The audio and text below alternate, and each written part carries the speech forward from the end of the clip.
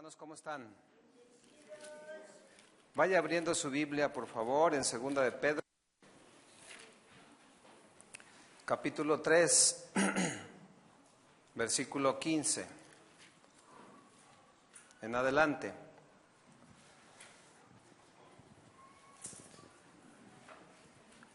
Segunda de Pedro 3:15, cuando lo tenga diga ya. Vamos a continuar con la serie Preguntas frecuentes en la iglesia y sus respuestas, lógicamente. Y hoy quiero compartirles un mensaje en base a estos versículos que vamos a leer. Segunda de Pedro 3:15 dice, ¿ya lo tiene? Y tened entendido que la paciencia de nuestro Señor es para salvación. Aquí la palabra paciencia quiere decir la fe. En nuestro Señor es para salvación, como también nuestro amado hermano Pablo, según la sabiduría que le ha sido dada, os ha escrito. Casi en todas sus epístolas, hablando en ellas de estas cosas, entre las cuales hay algunas difíciles de entender, las cuales los indoctos e inconstantes tuercen, como también las otras escrituras para su propia perdición. Dice Pedro, hablando de Pablo, que casi todas sus epístolas son un poquito difíciles o algunas son difíciles de entender, ¿sí? Y dice las cuales, o las escrituras, los que son indoctos o inconstantes tuercen, como también las otras escrituras para su propia perdición. Vamos a orar. Señor, muchas gracias por tu palabra. Gracias por darnos la oportunidad de exponernos a ella, Señor, y atenderla para poderla aprender, Señor, y hacer la vida en nuestros corazones. Ese es el objetivo principal, Señor, de estar aquí, delante de ti, que tu Espíritu Santo nos ayude. Muchas gracias, Señor. En el nombre de Jesús. Amén. ¿Cuál es la pregunta, el título de este mensaje? ¿Dice la Biblia? No, muy bien. Nosotros podemos decir no, pero vamos a estudiar, ¿ok? Porque ¿qué tal cuando te empiezan a decir que, o empiezas a ver programas donde te dicen que descendemos del chango? Y te empiezan a influenciar, ¿sí o no? Y tú dices, ¿de veras descenderemos del orangután? Y nos hacen dudar, ¿sí o no? A veces nos hacen dudar. Necesitamos estar firmes. Y Pedro dice cosas difíciles de entender, las cuales los indoctos y los inconstantes tuercen. ¿Quién es un inconstante? Pues el que a veces lee la Biblia y luego no la lee, va a la congregación y luego no va. O sea, es muy inconstante. No tiene un conocimiento firme de la palabra. ¿Quién es un indocto? Alguien que no tiene ni siquiera los principios o los conocimientos básicos de la Biblia y puede ser fácilmente engañado. ¿Ok?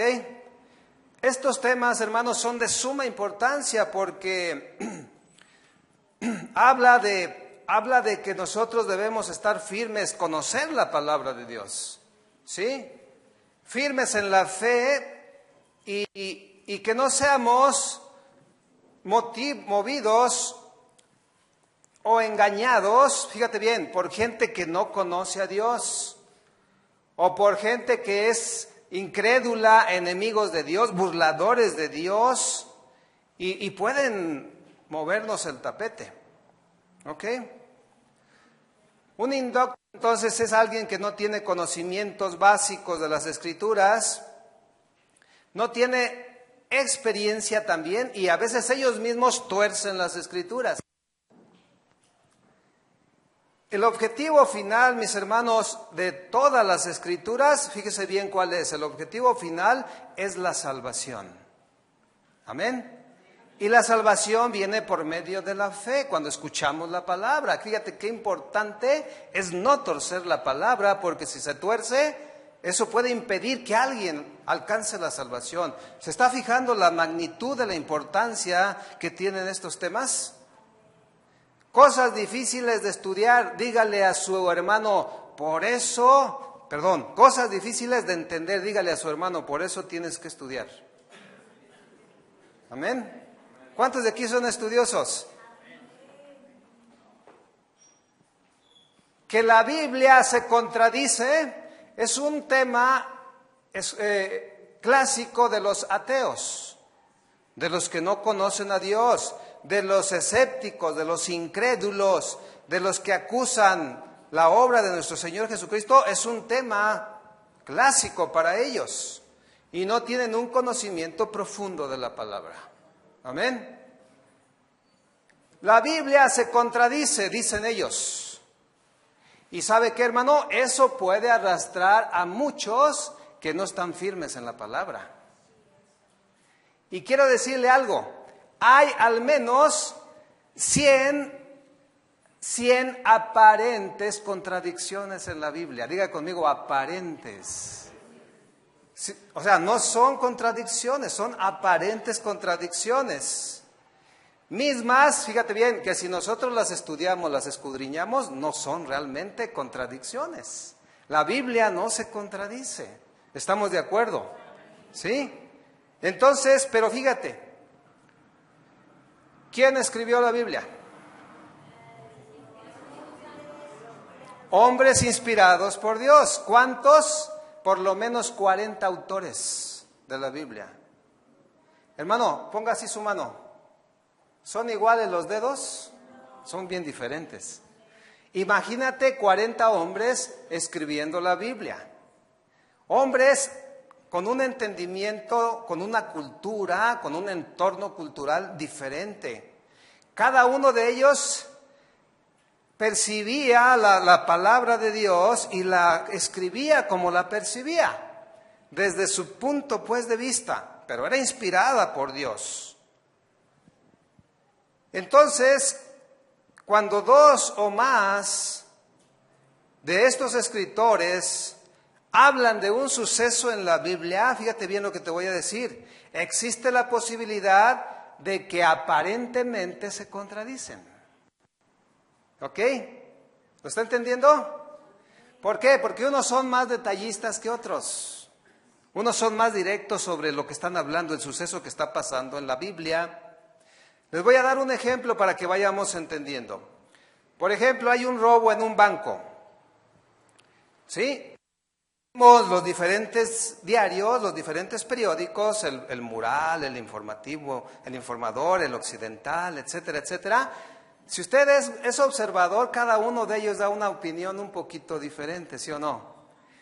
El hecho es de que hubo un robo a un banco. Y el que escribe la columna ahí en el Informador dice, pues había 5 testigos. Y todos ellos dicen que el que asaltó el banco traía una 45, una pistola 45, fue a mano armada. Y luego vemos el que escribió en el periódico Mural y dice, no, eran 3 testigos. Y no, bájale, no era una 45, era una 38. ¿Se fijan? O sea, diferentes puntos de vista. ¿Cuál es lo más importante, hermanos? Lo más importante es que hubo un asalto al banco. Los detalles pueden variar. Es algo así parecido a lo que pasa en la Biblia en cuanto a esas supuestas contradicciones. ¿Ok? Las diferencias en los detalles no es significativo. Asaltaron un banco. Bueno, fíjate bien. Los que hablan de que la Biblia se contradice, ellos consideran así. No, es que no se ponen de acuerdo en cuántos testigos, o si traían una 45 o una 38, entonces no es cierto que hubo un asalto al banco. ¿Se fija? Ese es un concepto erróneo. Los detalles no son tan importantes como el hecho en sí mismo. ¿Lo está entendiendo? Bueno, de la misma manera, cada escritor puede dar más o menos detalles relacionados con los hechos en la Biblia. Y eso ocasiona que algunos indoctos, o sea, que no tienen conocimiento de la palabra, o los inconstantes, interpreten que la Biblia se está contradiciendo, lo cual no es cierto. ¿Cuántos creen que la Biblia es palabra de Dios pura y efectiva? ¿Se acuerdan de matemáticas? ¿El orden de los factores? Sí saben geografía, ¿verdad? Muy bien. Vamos a ver algunos ejemplos. Si quisiéramos estudiar esos 100 aparentes contradicciones en la Biblia, pues nos llevaríamos mucho tiempo. Pero vamos a ver unos ejemplos. Y vamos a mover la Biblia. A propósito de que debemos estudiar la Biblia, a ver, levanten la mano los que traen la Biblia. ¿Todos? Eso.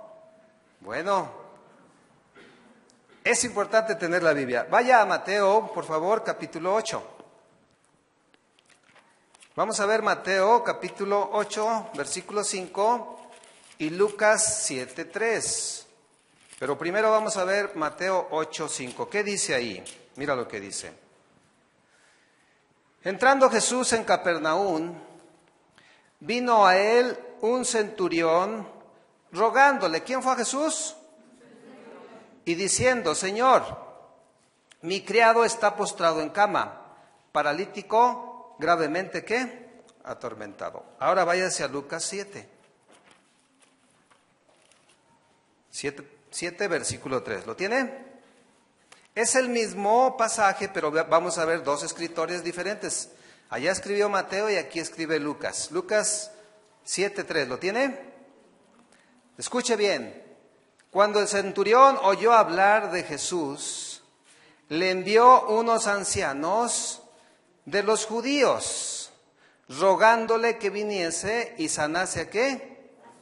A sus siervos. Y ellos vinieron a Jesús y le rogaron con solicitud, diciéndole, es digno de que le concedas esto. ¿Qué pasó ahí, hermano?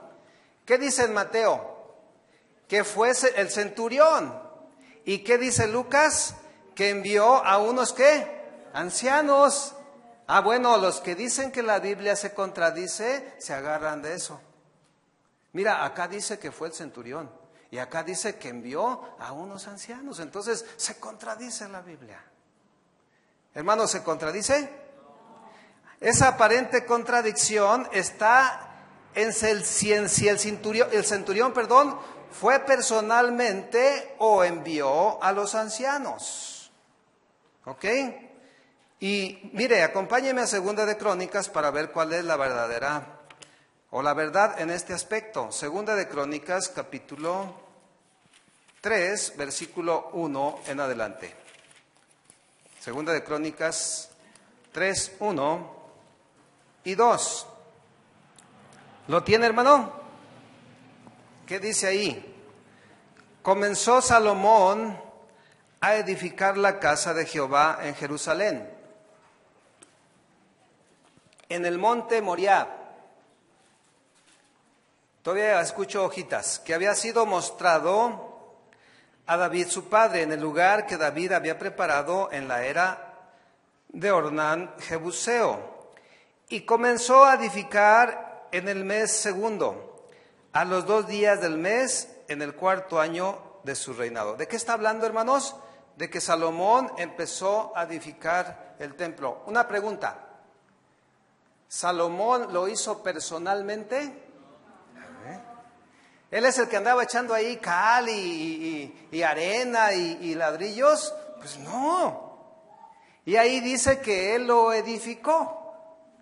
Y estos faltos de entendimiento dicen que la Biblia se contradice.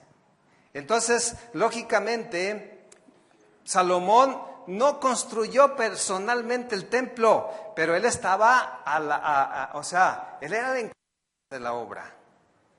¿Ok? ¿Qué pasa? Eran costumbres y siguen siendo costumbres. Yo puedo a lo mejor delegarle una actividad a algunos de ustedes y poder decir, el pastor Guillermo Barbosa hizo esto, pero yo le delegué la autoridad a alguien.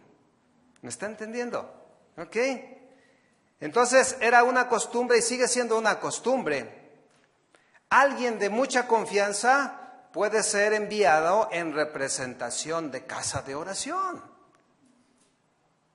Pero no por eso es el pastor el que está haciendo la cosa. Lucas, aquí en este ejemplo, da el detalle adicional que lo hizo, fíjate, el centurión no fue personalmente, el centurión envió a los ancianos. Pregunta, ¿hay contradicción en eso? No. ¿Qué es lo más importante? Lo más importante es que había un siervo del centurión que estaba enfermo y probablemente estaba endemoniado. Ese era el hecho más importante. ¿Ok? ¿Lo está entendiendo? Ok, vaya ahora a Mateo 20, por favor. Vamos a estar moviendo la Biblia, ¿ok? Mateo 20, 20.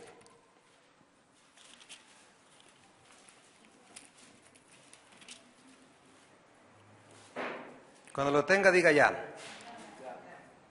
Y vamos a ver, es otro ejemplo, Marcos 10:35, pero primero vamos a ver Mateo 20, 20. ¿Qué dice?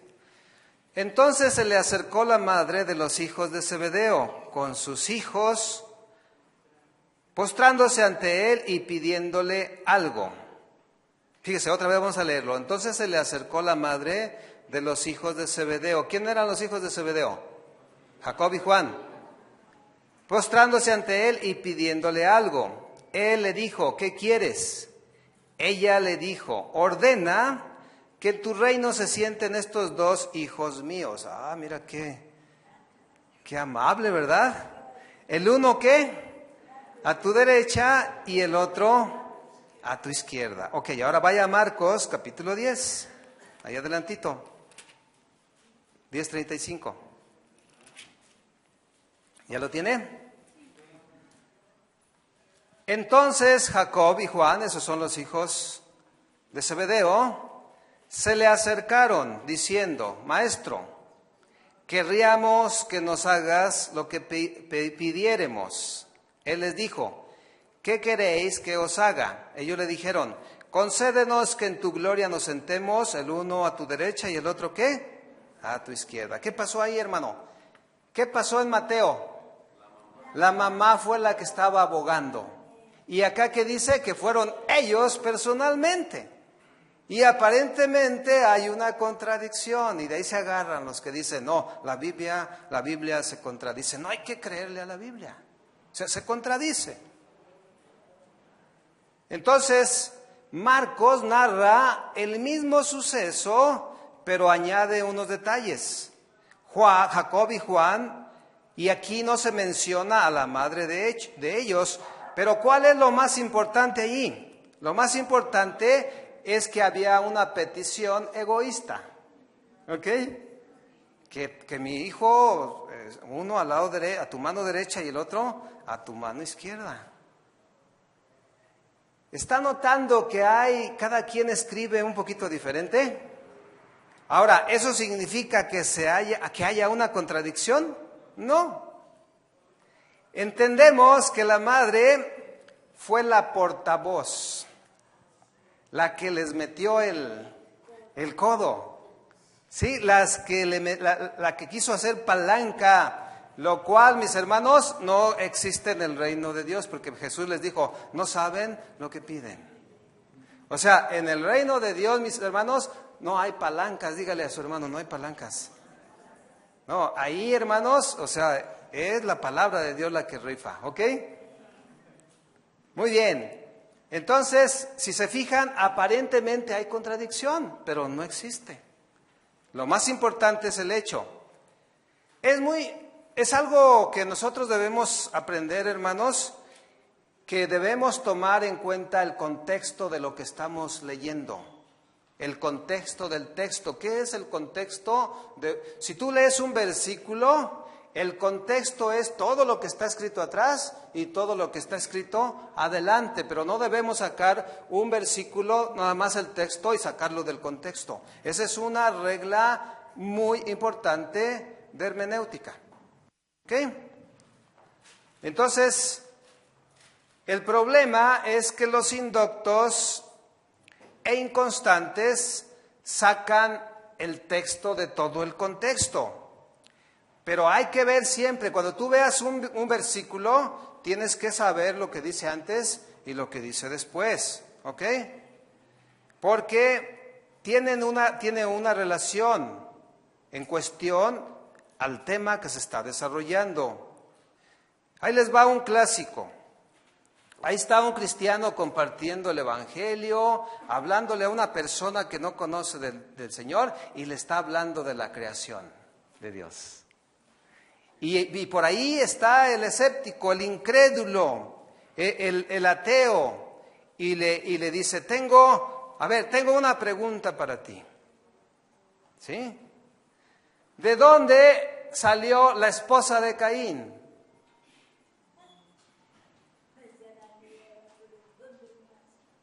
¿De dónde? Muy bien. Pero muchos se quedaron así, ¿ah? ¿De dónde salió? A ver, ¿dónde salió la esposa de Caín? Contéstame. Ok. Si no conocemos la Biblia, hermanos, patinamos. Y empezamos allá. No sé, pero vamos con la pastora. No sé, pero vamos con el pastor. No sé, pero vamos con un servidor. Es que no sé. Y lo puede poner a dudar. Entonces necesitamos conocer las Escrituras. ¿Cuántos traen la Biblia otra vez? ¿Cuántos la leen? ¿Cuántos la escudriñamos para saber esos detalles? A ver, porque la Biblia dice que Adán y Eva tuvieron 2 hijos. ¿Cuáles fueron? ¿Y quién mató a uno o quién mató al otro? Ok, entonces Caín mató a Abel. Pero vaya conmigo a Génesis 4, por favor.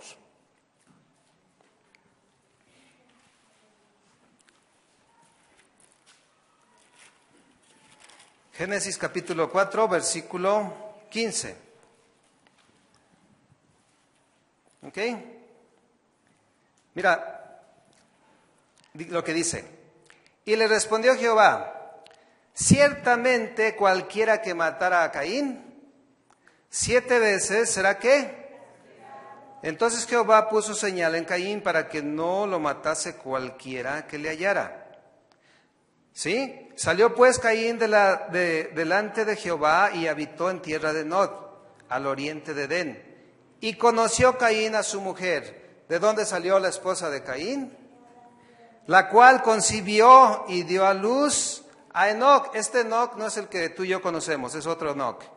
Y edificó una ciudad y llamó el nombre de la ciudad, el nombre de su hijo, Enoc. Bueno, aquí lo importante es esto, hermanos. Fíjese lo que dice. Ciertamente cualquiera, diga conmigo cualquiera. ¿De dónde salió ese cualquiera? De Adán y Eva. Muy bien, se ve que sí estudian, muy bien. ¿De dónde salió ese cualquiera? Precisamente salió de Adán y Eva. Pero tenemos que tener ese conocimiento para poder explicarle a la gente que patina, ¿sí? Necesitamos conocer la Biblia, escudriñarla, ¿sí? Y ese cualquiera, bueno, es que Caín conoció a su mujer. ¿De dónde salió? A veces te preguntan y luego puede el indocto, el inconstante puede decir, no, pues es que vinieron, hubo una relación alienígena, o sea, vinieron los aliens. Y a otro se le puede ocurrir otra cosa, es que la serpiente que engañó a Adán y a Eva tuvo relaciones sexuales con Eva y pues de ahí salió la esposa tratando de explicar. Cuando no tenemos un conocimiento bien de la palabra de Dios, entonces ¿de dónde vino la esposa de Caín? De Adán y Eva, sí, pero más específicamente ¿de quién? Génesis 5. Porque pues sí, todos venimos de Adán y Eva, ¿no? Génesis 5:3. ¿Lo tiene? Y vivió Adán 130 años y engendró ¿qué? Un hijo a su semejanza. O sea, esto es después de lo que pasó con Caín y Abel. Conforme a su imagen y se llamó su nombre ¿cómo? Set. ¿Sabe qué significa Set? Sustituto. ¿A quién iba a sustituir? A Abel. ¿Ok? Y fueron los días de Adán después que engendró a Set 800 años. ¿Y engendró qué? e hijas, ok. Y fueron todos los días que vivió Adán, 930 años, y murió. ¿Qué engendró Adán después de la muerte de Abel? Hijos, hijas. ¿Cuántos? Hay un escritor por ahí que dice que tuvo aproximadamente 50 y tantos hijos. Pero dice aquí que después de que lo que aconteció con Caín y Abel, después de eso, Adán engendró hijos e hijas. Entonces, ¿de dónde vino la esposa de Caín? Pues de esos. Pero a veces se nos funden los fusibles, hermanos. Fíjate, 800 años y engendró hijos e hijas. Diga conmigo, ¿sabe de dónde saldría la esposa de Caín? Ya sabe de dónde salió, ¿verdad? Bueno, tuvo que ser una descendiente de Adán. No había otra forma de que la humanidad se multiplicara. Eso es lo que tú le debes de contestar al que te pregunte. Oye, entonces, ¿de dónde salió la esposa de Caín? Y tú tienes que explicarle esto. ¿Sí? Tuvo que ser una hermana de Caín. En ese tiempo no había otra forma de reproducirse. No había otra forma. Después, en el Antiguo Testamento, en la ley, Dios tuvo que legislar y poner mandamientos. Y uno de los mandamientos más importantes es que Dios prohibió el incesto. ¿Sí? Y Él prohibió las relaciones entre hermanos, entre parientes. ¿Por qué no fue así al principio? No había otra forma. Tenía que reproducirse de esa manera la humanidad, pero después Dios dio leyes. ¿Por qué? Porque ahorita sabemos, y la ciencia lo confirma, que cuando se casa un hermano con otro hermano, un hermano con una hermana, ¿sabe qué? Puede haber muchos defectos congénitos. El bebé puede tener trastornos mentales, defectos físicos, etcétera, etcétera. Por algo el Señor dio leyes, pero al principio no fue así. Porque ahorita pensamos como estamos ahorita, pero no, al principio no fue así. Amén. Por ejemplo, si usted tiene, o usted se casó, los que estaban casados, levanten la mano los casados. En 30 años tuvo 15 hijos. Imagínate a Adán, ¿cuántos pudo tener? ¿Ok? Bueno, muchos de esos hijos e hijas pudieron haber nacido en los primeros 30 años después de ese acontecimiento. ¿Sí? Y una de sus hermanas de Caín pudo haber tenido 15 o 20 años cuando la conoció. Y se casó con ella, se juntó con ella. Entonces usted ya tiene la respuesta bíblica a esa pregunta, ¿eh? No le vaya a decir, no, pues es que vinieron ángeles, un alien o qué sé yo. No se le ocurra nada de eso. Háblele con la palabra, ¿ok? ¿Lo entendió? Si no lo entendió, bueno, ya no podemos dar más, ¿eh? Eso es todo lo que podemos dar. Otro ejemplo, Efesios 2. Efesios 2, capítulo 2 y Santiago, capítulo 2. Vamos primeramente a leer Efesios capítulo 2, versículo 8. Ese texto lo sabemos de memoria, ¿sí o no? ¿Cuántos se lo saben de memoria? Efesios 2, 8. Mire, porque por gracia, ¿qué dice? Sois salvos, ¿por medio de qué? Y esto no de vosotros, pues es un ¿qué? Don de Dios. ¿Qué quiere decir un don de Dios? Un regalo. No por obras, para que nadie se gloríe. ¿Cómo viene la salvación, hermanos? ¿Por medio de qué? De la fe. No por obras, para que nadie se gloríe. O sea, la salvación es un regalo inmerecido, es un don. Nosotros no tuvimos que hacer solamente que creer en la palabra para alcanzar la salvación. ¿Cuántos creen eso? Amén. Ok, ahora vamos a Santiago capítulo 2. Después de Hebreos, Santiago capítulo 2, versículo 14. ¿Lo tiene? Mueva la Biblia, hermano. ¿Qué dice? Hermanos míos, ¿de qué aprovechará si alguno dice que tiene fe y no tiene obras? ¿Podrá la fe salvarle? Hermanos, Aparentemente hay una contradicción, porque Pablo está diciendo que la salvación es por medio de la fe y no por obras. Y luego Santiago dice, ¿de qué aprovecha si alguno tiene fe y no tiene obras? ¿Podrá la fe salvarle? Contésteme esa pregunta. ¿Podrá la fe salvarle? Sí. Pero esa pregunta que hace Santiago, ¿de qué aprovechará si alguno tiene fe y no tiene obras? O sea, ahí como que hay una contradicción y de ahí se agarran. Bueno, el contexto general de la Biblia, hermanos, nos enseña que la salvación no es por obras, sino que la salvación es por medio de la fe en nuestro Señor Jesucristo, por el sacrificio que hizo en la cruz del Calvario. Toda la Escritura nos habla de eso, ¿ok? Entonces, es por gracia, es un regalo, un don inmerecido que nosotros alcanzamos la salvación. Eso es lo que también Pablo dice, porque por gracia somos salvos por medio de la fe. Y no es porque, o sea, no es por obras.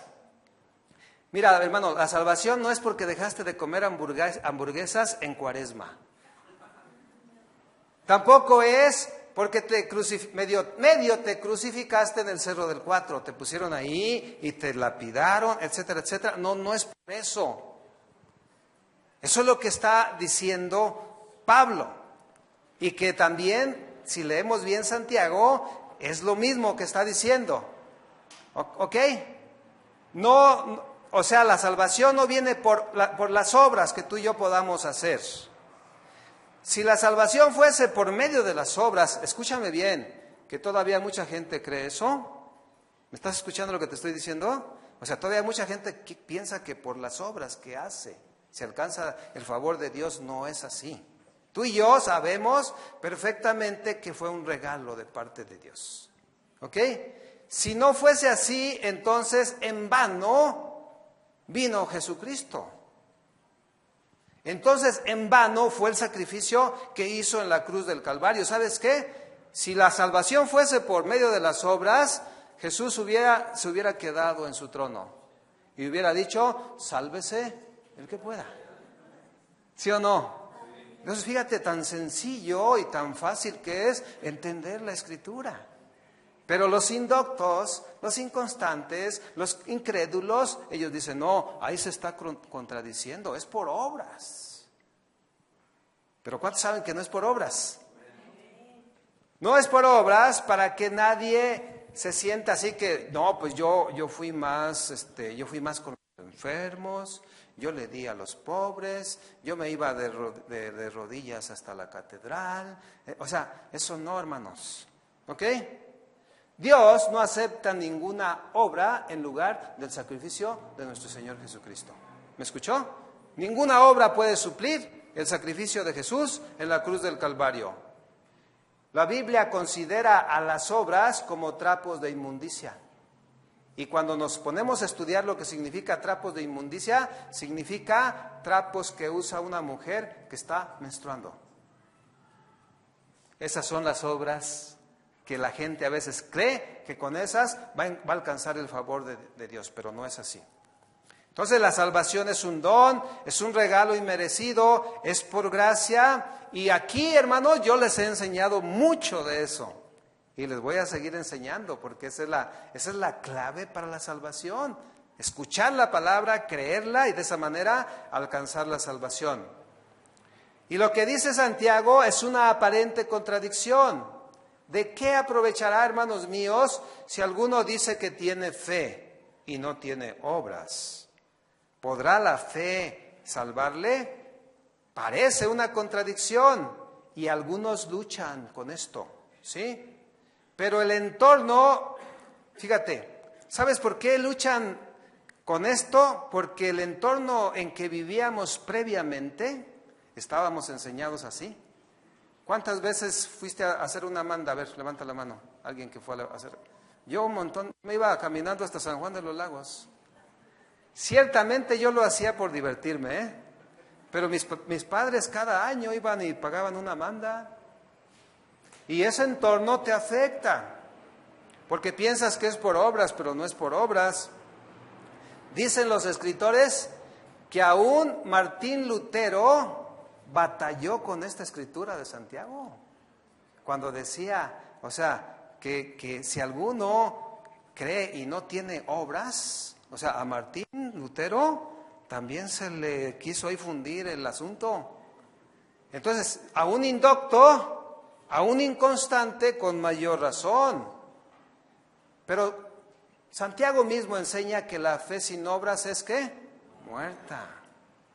O sea, ahí ya estamos entendiendo. Santiago dice que es necesaria la fe para hacer luego entonces buenas obras, no al revés. Porque mucha gente trata de hacer buenas obras para agradar a Dios, pero nunca cree.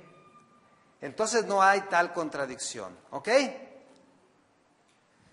Alguien dice, hablando de lo que Santiago dice, la fe sin obras es ¿qué? Es muerta. Pero no está poniendo en primer lugar las obras, está poniendo en primer lugar realmente la fe. Pero alguien puede decir, yo soy cristiano, gloria a Dios, aleluya. Tengo 30 años de cristiano.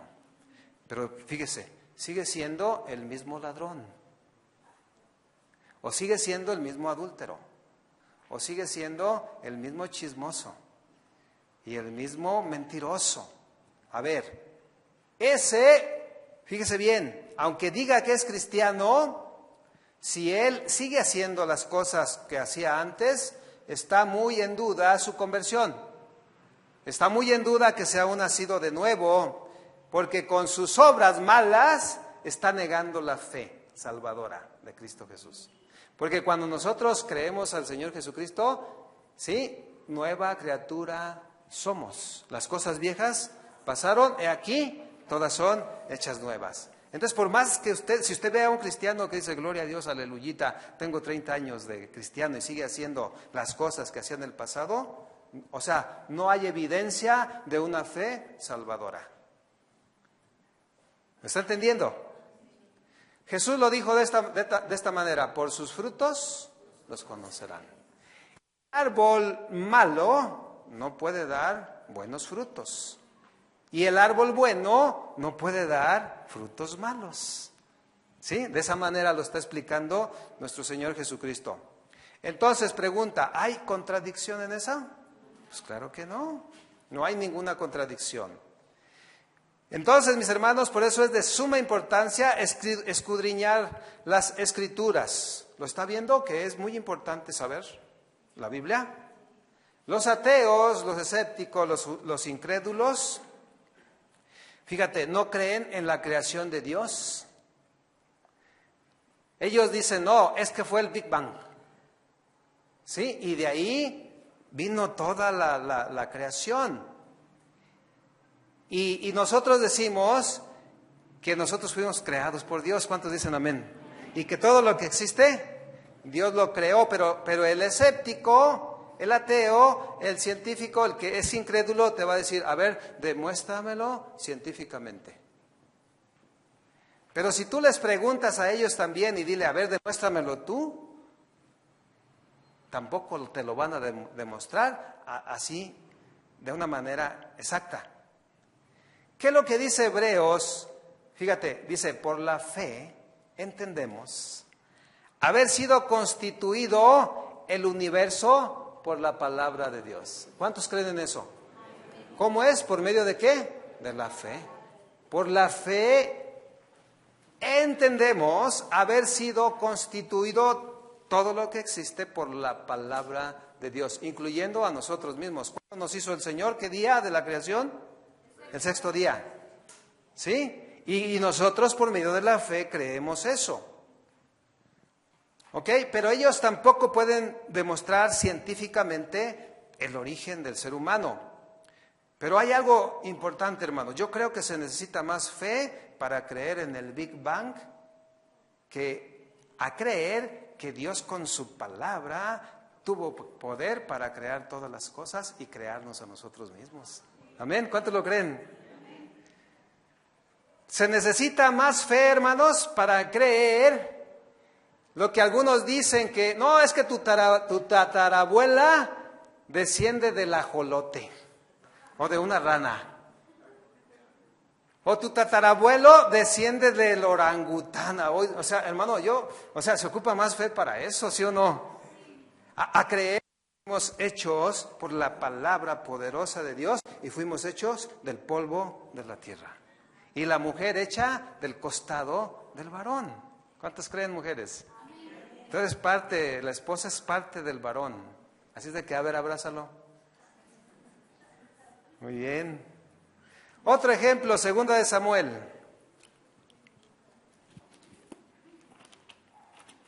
Nomás vamos a ver 50, hermanos. 2 de Samuel, capítulo 24. ¿Lo tiene? 24:1. Y luego vamos a ver 1 de Crónicas 21. 2 de Samuel 24:1. ¿Lo tiene? Volvió a encenderse la ira de Jehová contra Israel, e incitó a David contra ellos a que dijese: ve, haz un censo de Israel y de Judá. ¿Ok? Hasta ahí. Lo volvemos a leer para que se le quede claro. Volvió a encenderse la ira de Jehová contra Israel e incitó a David. ¿Qué dice aquí la palabra? ¿Quién incitó a quién? A David contra ellos a que dijese: ve, haz un censo de Israel y de Judá. Ok, ahora vaya a 1 de Crónicas. Capítulo 21.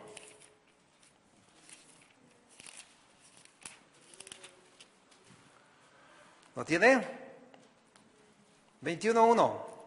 ¿Ya lo tiene, hermanos? Pero Satanás, ¿quién, hermanos? ¿Qué dijimos antes? ¿Quién incitó a David? ¿Y aquí quién dice? Ahí está la contradicción. Dicen los que dicen que la Biblia se contradice. Veamos. Pero Satanás se levantó contra Israel e incitó a David. Pastor, entonces, ¿quién incitó a quién? ¿A que hiciese qué? Censo de Israel. ¿Ok? Entonces, fíjate, ahí hay una aparente contradicción y parece firme. Porque en una dice que Dios le incitó a David y en otra dice que fue Satanás. Pero vamos a estudiar. ¿Usted qué diría? ¿Quién incitó a David? Fíjese bien lo que contesta, hermano. Me los agarro de bajada cada rato. ¿Quién incitó a quién? A David. ¿Quién lo incitó? Bueno, ahorita vamos a ver que no fue Dios. Precisamente, hermano, no se sienta mal. Precisamente por eso estamos estudiando. A ver, ¿Dios a quién tienta? ¿Qué hubo? ¿Ya ve? Es importante conocer la palabra, hermanos. Ok, volvió a encenderse la ira de Dios e incitó a David a hacer un censo. Parece una verdadera contradicción, pero eso es lo que dicen los indoctos e inconstantes, los que no conocen la palabra de Dios. Recordemos, hermanos, que la Escritura nos enseña que Satanás no es autónomo. Satanás depende de Dios. Ay, pastor, ¿qué está diciendo? ¿Es cierto? ¿Ok? Dios le pone límites a Satanás. ¿Se acuerda cuando Job? Tócale sus bienes, tócale a sus hijos, pero a él no le toque su vida. Entonces Satanás no es autónomo. Y Dios, escúcheme bien, conocía el corazón de David. ¿Cuántos saben que Dios conoce tu corazón? Y David estaba anidando en su corazón una idea de soberbia, de orgullo. ¿Por qué? Porque mira, se enfrentaba con el enemigo y Dios le daba la victoria. Y se volvió a enfrentar y le daba la victoria y lo prosperaba y victoria tras victoria y tras victoria. ¿Y sabe qué? Se le empezó a subir a David el maciosare. Y empezó a anidar una idea de orgullo y de soberbia en su corazón. Y por eso Dios permitió. ¿Me está entendiendo? Si a usted se le sube el orgullo, el Señor va a permitir algo en su vida. Porque conoce tu corazón. Pero Él no tienta a nadie. Él es soberano y puede usar a Satanás, sí. ¿Puede poner pruebas? Sí. Sí está seguro. Yo le di una serie, dejamos a media ahí una serie del corazón. ¿Se acuerda? Pero sí sabe que Dios conoce su corazón. David estaba siendo víctima del autoengaño sin darse cuenta. Victoria tras victoria y Dios lo prosperaba. Y por eso Jeremías ciertamente dice, engañoso es el corazón y perverso más que todas las cosas. ¿Quién lo conocerá? ¿Quién lo conoce? Dios. Dios quiso tratar con David. ¿Sabe por qué? Porque David era su hijo. ¿Cuántos de aquí son hijos de Dios? Dios puede tratar contigo de alguna manera u otra. Tenía que mostrarle lo que había en su corazón. ¿Y qué se estaba anidando? Orgullo. La pregunta aquí, ¿quién fue realmente quien le incitó a David? Satanás. Ahora sí ya lo sabe, ¿verdad? Ok, ahí está. Tenemos que saber eso. Satanás ha sido y seguirá siendo el tentador hasta el final. ¿Ok? Eso es lo que nos enseña la Biblia. Por eso es importante conocer todo el contexto bíblico. O sea, usted tiene que saber desde Génesis hasta Apocalipsis. ¿Ok? Debemos conocer la palabra de Dios, hermanos, porque a veces el contexto está en toda la Biblia. Y por ejemplo, Satanás es y ha sido siempre y seguirá siendo el tentador, no Dios. Ninguno, dice Santiago, no lo busque, ninguno diga que es tentado de parte de Dios, porque Dios no puede ser tentado por el mal, ni Él tienta a nadie. Ahí está la respuesta. O sea, cuando usted tenga este dilema, acuérdese de eso, Dios nunca tienta a nadie, ¿ok? ¿Por qué Dios no puede tentarte a ti, hermano, o a mí, o a nadie? Porque va en contra de su naturaleza. O sea, Él es santo, va en contra de su santidad. Lo que sí puede hacer Dios es probarnos. ¿Está de acuerdo con eso? ¿Cuánto les gusta ser probados? Acuérdate que Satanás incluso tentó a Jesús. ¿Cuántas veces?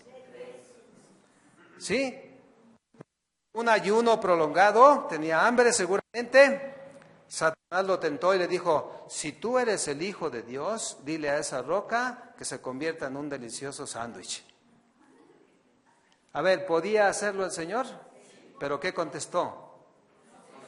No solo de pan vivirá el hombre, sino toda palabra que viene de la boca de Dios. Aún Jesucristo fue tentado, pero Dios no lo tentó Satanás. ¿Ok? Escrito está. Fue imposible, hermanos, que Jesús hubiera cedido a la tentación. ¿Por qué? Porque Él es santo. Amén, Él es puro. Él no podía ser, no pudo haber cedido a la tentación. ¿Y cuánto le dan gracias a Dios por eso? Amén. Dice la palabra que Jesús fue tentado en todo, pero sin pecado. O sea, nunca cedió a la tentación. ¿Cuántos creen de eso de Jesús? Bueno, cuando a un hijo de Dios, ¿cuántos hijos de Dios hay aquí? Haz de cuenta que te robaron tu auto. Y luego dices, me lo robó el diablo. ¿Cómo que el diablo? Sí, es que se lo robó es hijo del diablo. ¿Ok? Pero ¿cuántos saben que puede ser una prueba de parte de Dios?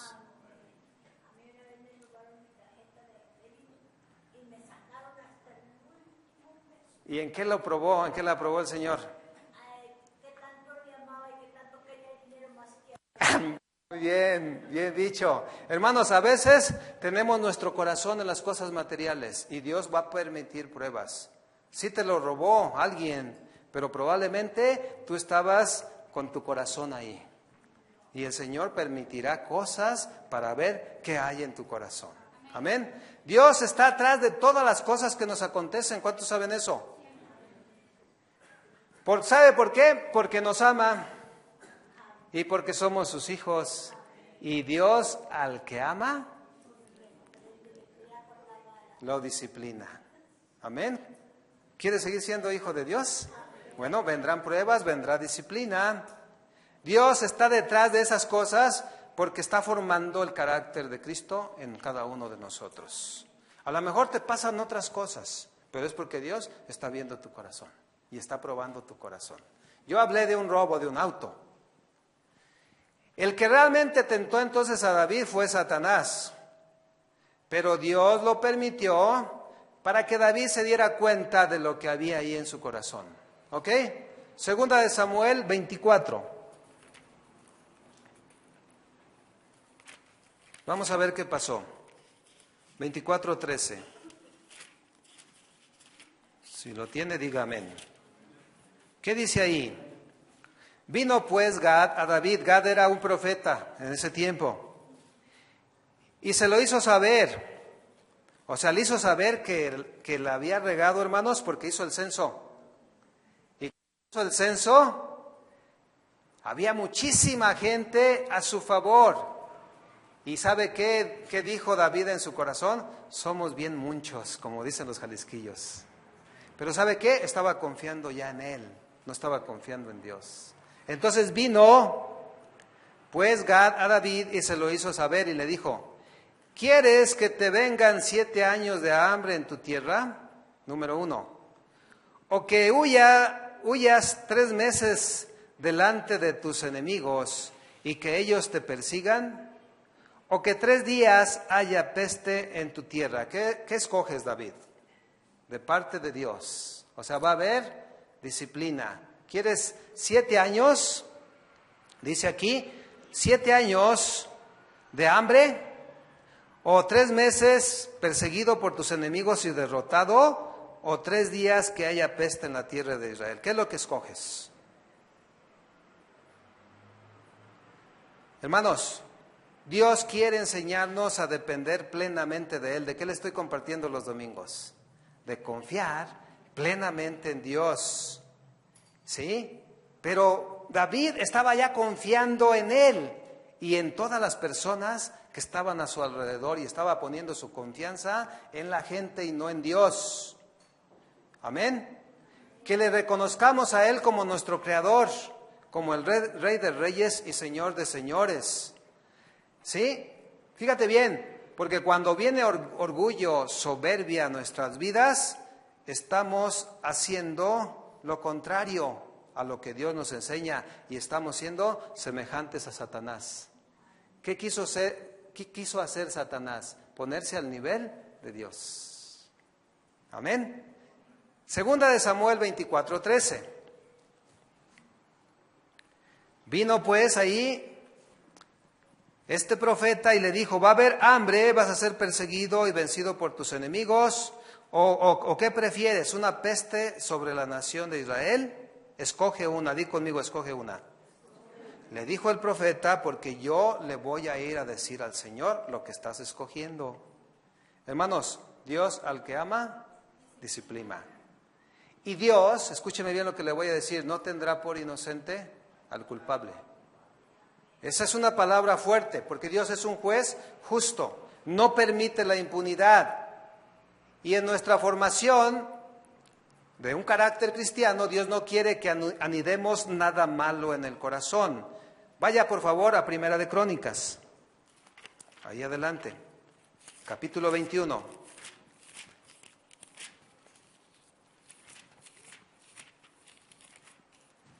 Versículo 12. ¿Lo tiene? Aquí es otra óptica, otra forma de ver las cosas. Mira lo que dice: escoge para ti o 3 años de hambre. Diga conmigo, 3 años. ¿Qué había dicho antes? 7 años. Ahí está la contradicción. A ver, ¿fueron 7 o fueron 3? ¿Quién contesta que 7? ¿Y quién contesta que 3? Bueno, vamos a estudiar, ¿le parece bien? Ok. O 3, escoge para ti o 3 años de hambre, o por 3 meses ser derrotado delante de tus enemigos con la espada de tus adversarios, o por 3 días de la espada de Jehová. Esto es, la peste en la tierra, y que el ángel de Jehová haga destrucción en todos los términos de Israel. Mira pues, que responderé al que me ha enviado, le está diciendo el profeta a David. Sin embargo, la interpretación más exacta, mis hermanos, vamos a ver al final que fueron 3 años, no 7. Vamos a ver por qué. Fíjese, hermano, qué importante es conocer todo el contexto general de la Biblia. Dígame usted, ¿qué significa el 7? en la Biblia? El 7 se usa para representar lo perfecto. El 7 es el número de Dios. Es el número perfecto. ¿En cuántos días creó Dios todas las cosas? En 7 días. El séptimo día reposó. ¿Ok? ¿Y en qué día hizo Dios al hombre? Entonces, a nosotros nos representa el número ¿qué? 6. El 6, mis hermanos, es el número que antecede al 7. Diga conmigo, antecede. Es antes que el 7. ¿Ok? ¿Cuántos dicen amén? Nunca el 6, escúcheme bien, podrá ser 7. ¿Lo está entendiendo? ¿Cuál es el número del anticristo? Va a soñar con él, hermano. Ay, no sé. 6, 6, 6. ¿Sabe qué? Nunca llegará a ser 7. Porque el 7 es el número perfecto de Dios. El hombre jamás llegará a ser 7. Satanás quiso ser como Dios. Por eso le puso 6, 6, 6. Fíjate bien lo que te estoy diciendo. Satanás quiso ser como Dios. Y él le dijo, no, no, no. Tú eres 6, 6, 6. Significa imposible. Imposible, imposible que tú seas como yo. Amén. Imposible, hermanos. ¿Cómo podemos ser o tratar de ser como Dios? Jamás. Y Dios al soberbio, al orgulloso, lo resiste y aún lo tumba. Pero al humilde lo exalta. Lucas 14:7, por favor.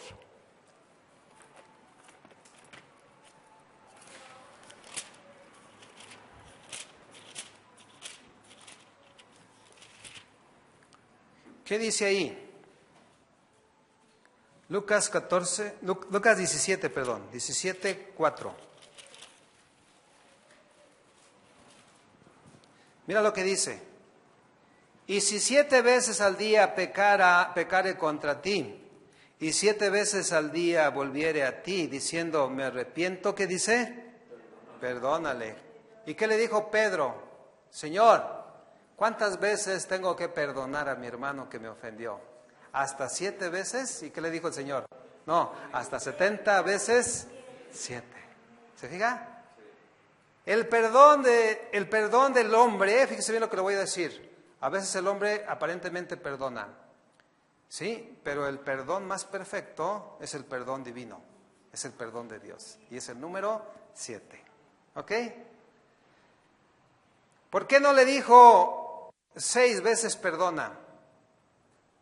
Porque solamente el 6 representa el perdón humano, pero el 7 el perdón divino. ¿Ok? En la ley en el Antiguo Testamento, la ley del talión, ¿qué decía? Ojo por ojo. ¿Qué significa? O sea, la justicia justa de Dios. Perdón por la repetición. Pero, ¿qué decía la ley del talión? Si alguien le cortaba un brazo a otra persona, la ley del talión, o sea, iban con el juez y el juez decía, córtale el mismo brazo. O sea, no le cortes solamente un dedo. No, no, no. Y si le cortó el brazo izquierdo, córtale el brazo izquierdo, no le cortes el brazo derecho. ¿De qué está hablando eso? De la justicia de Dios. Y eso representa el número 7. Por eso ahí habla de 7 años, porque está representando el juicio justo de Dios, pero realmente fueron 3 años. Pero está hablando de que Dios es un juez justo. Si a alguien le vaciaban un ojo de la manera que fuera, un resorterazo, o con un palo, lo que fuera, se le vaciaba un ojo, la ley del talión, el juez le decía, no, pues vaciarle el mismo ojo. ¿De qué está hablando? De que Dios no minimiza ni tampoco se excede en su justicia. Él es justo. Ojo por ojo, diente por diente, pero hermanos, nosotros estamos en la gloria porque ahora nuestro Señor Jesucristo es nuestra justicia. Amén. Si no, ya anduviéramos todos cojos, ciegos, o no sé cómo andaríamos, mis hermanos, ¿sí o no? ¿Verdad que sí? La ley del talión tiene la justicia justa de Dios.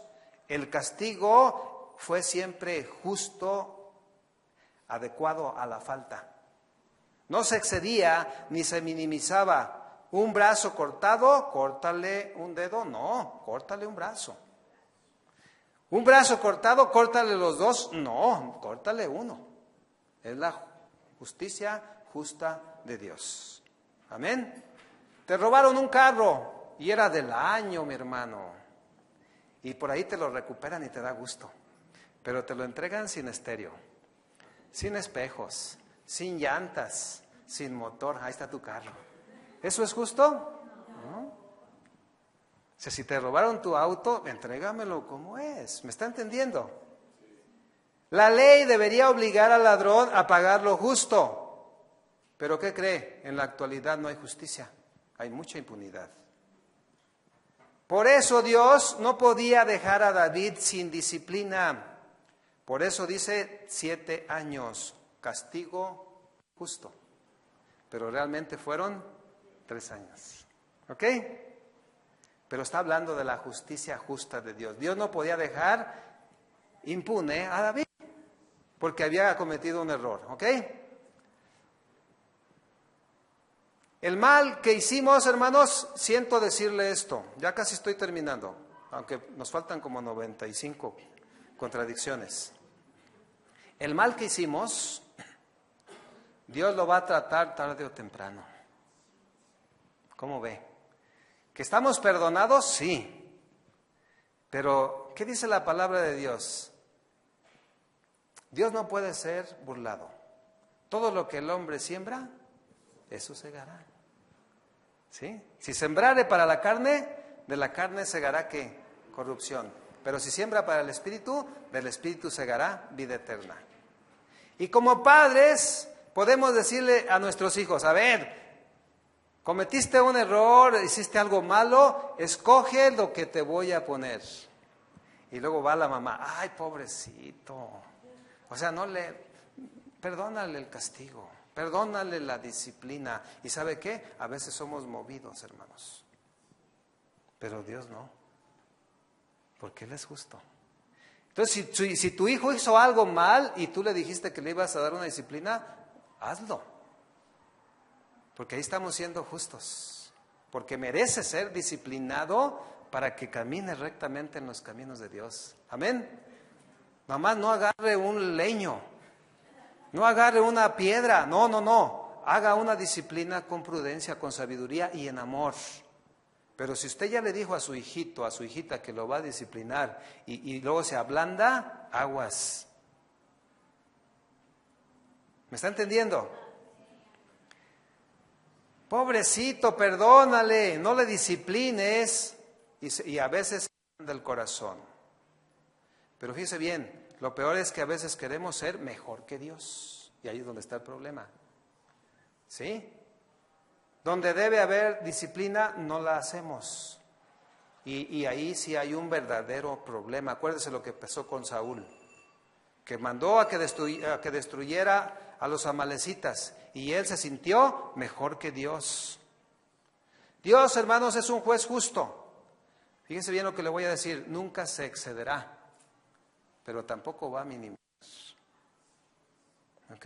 Es dura esta palabra, pero así es. Pero tú y yo ya estamos en una nueva vida, ya lo pasado quedó atrás. Ahora somos nuevas criaturas, salvados por medio del sacrificio de nuestro Señor Jesucristo. Y lo que pasó probablemente tengamos consecuencias, lo más seguro. Pero ¿sabe qué? Ahora tenemos una nueva vida. ¿Cuánto le dan gracias a Dios? De tal manera que ahora sembraremos para el Espíritu y no para la carne. Escuche bien lo que le voy a decir. El que rechace al Hijo de Dios, lo justo es que Dios le rechace. ¿Me escuchó? Porque la palabra dice, el que cree en el Señor Jesucristo será salvo. Pero el que no cree ya ha sido condenado. ¿Eso es justo o no es justo? Es la justicia de Dios. El que rechace la vida que yo le estoy ofreciendo a cada uno de ustedes, si tú rechazas la vida, entonces ¿qué mereces? La muerte. Es la justa justicia de Dios. Y Dios nos habla en su palabra que nosotros recibamos la palabra para poder vivir y para tener vida eterna. Amén. Se oye duro, hermanos, pero el que desprecia la obra de nuestro Señor Jesucristo, si desprecia la obra de Jesucristo en la cruz del Calvario, el castigo será proporcional.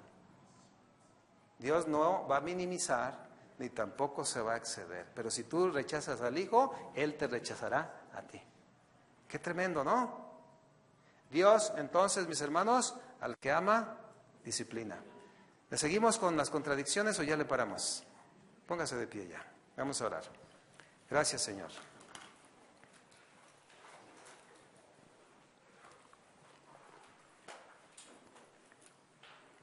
Cierre sus ojos y vamos a darle gracias al Señor. Señor, te damos muchas gracias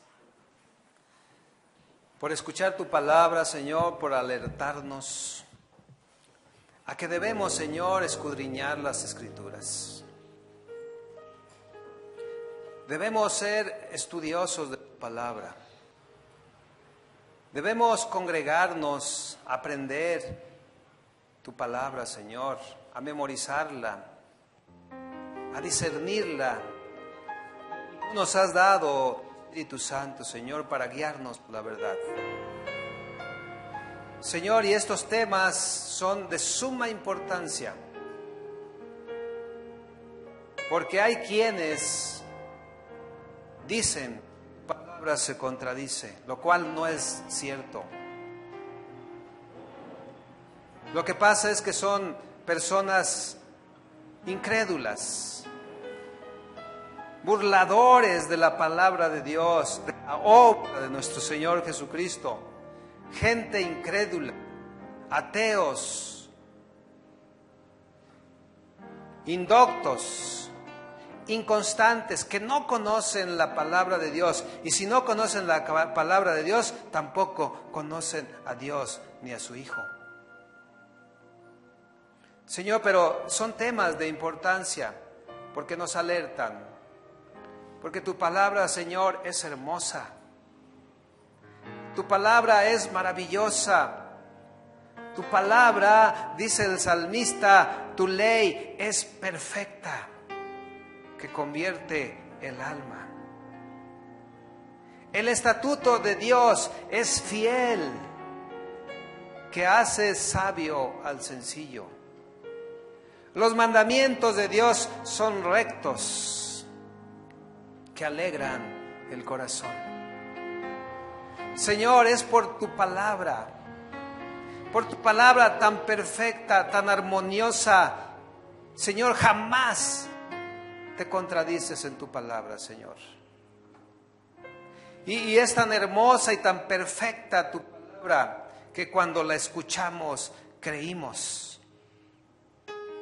Y por medio de creer, por medio de la fe en tu palabra, que es maravillosa y perfecta, y recibimos a Cristo en nuestro corazón, que pudimos ser regenerados en nuestra naturaleza pecaminosa, pudimos ser restaurados, tuvimos una conversión maravillosa, Señor, por tu palabra hermosa, armoniosa y perfecta, Señor. Estamos convencidos, Señor, de que tu palabra es perfecta y que no hay tales contradicciones, porque tú eres sabio, entendido, tú lo sabes todo, Señor. Y ahora entendemos que los diferentes escritores, inspirados por tu Espíritu Santo, pudieron captar detalles diferentes, pero los hechos maravillosos escritos en tu palabra, Señor, esos son verdaderos. Y lo que un escritor percibió de una manera, a lo mejor otro lo hizo de otra manera, pero eso no significa que haya contradicción. Te damos gracias, Señor. Dele gracias al Señor. Gracias, Dios, por tu palabra que es hermosa. Tu palabra, Señor, que es maravillosa, poderosa para cambiar el corazón, poderosa para transformar nuestras vidas. Gracias, Señor, porque Jesús mismo es el Verbo. el Verbo hecho carne, el Verbo que se encarnó aún en nuestros corazones para poder alcanzar la salvación y la vida eterna. Gracias, Señor, nosotros estamos convencidos. Dígale: Señor, yo creo en tu palabra. Yo creo plenamente en tu palabra, Señor, y no habrá nada ni nadie que me separe de ella. Por eso mismo, Señor, te pido que me des entendimiento, que me des de tu Espíritu Santo, Señor, que yo pueda aprender la palabra, que pueda escudriñarla, Señor, y cuando vengan los burladores, los escépticos, los ateos, los incrédulos, poder tener una palabra, una respuesta firme, de convicción, de que tu palabra es armoniosa, tu palabra no se contradice de ninguna manera y tu palabra es perfecta. Señor, y por tu palabra nosotros tenemos vida y nosotros tenemos salvación. Es, Señor, y ha sido y seguirá siendo por tu palabra que las almas se conviertan al Señor. Muchas gracias, Señor, porque por tu palabra nosotros tenemos luz, entendimiento. Por tu palabra, Señor, fuimos trasladados de las tinieblas a tu luz admirable. Y te damos gracias, Señor. En el nombre de Jesús. Amén. Siga ahí con sus manos levantadas y vamos a alabar al Señor unos momentos para dar por terminada esta reunión. Gracias, Señor.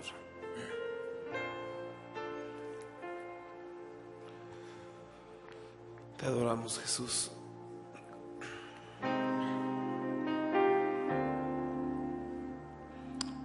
Confiamos en tu palabra, Señor. Sí, Señor. Si tenemos algún problema en nuestro corazón, Gracias, Señor. ilumínanos, Señor, muéstranos, Sí, Señor. Gracias. porque solamente en ti están todas las cosas. Señor, gracias.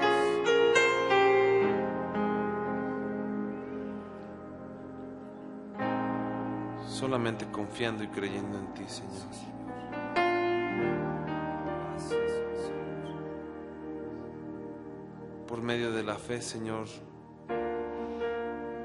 podemos entender todas las cosas. Sí, Señor. Hermosa es tu palabra, Señor. Nosotros solamente queremos amarte y adorarte. Y en medio de esa adoración, de ese anhelo por ti, tú nos muestras, nos enseñas, nos revelas todas las cosas, Señor. En ti está todo.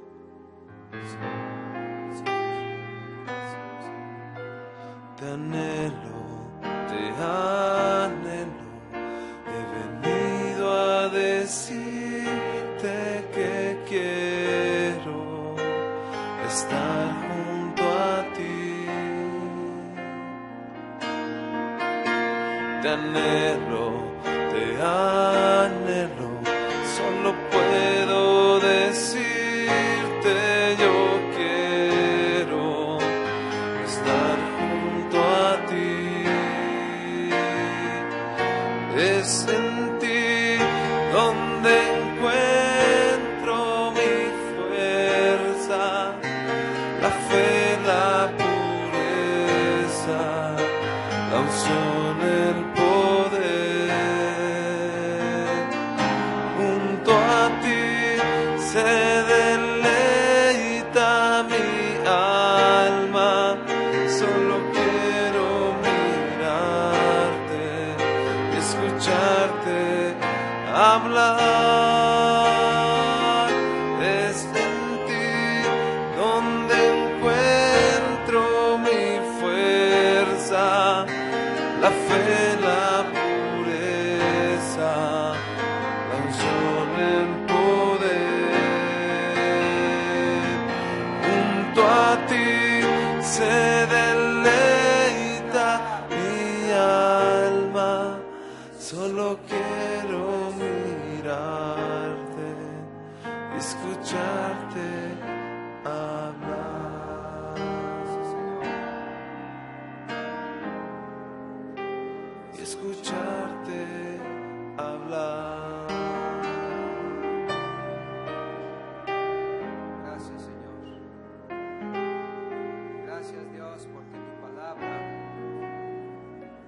Señor, tu palabra nos alimenta. Tu palabra, Señor, nos sana. Tu palabra, Señor, nos conforta, pero también nos confronta. Gracias, Dios, porque tu palabra es perfecta. Dele un aplauso al Señor.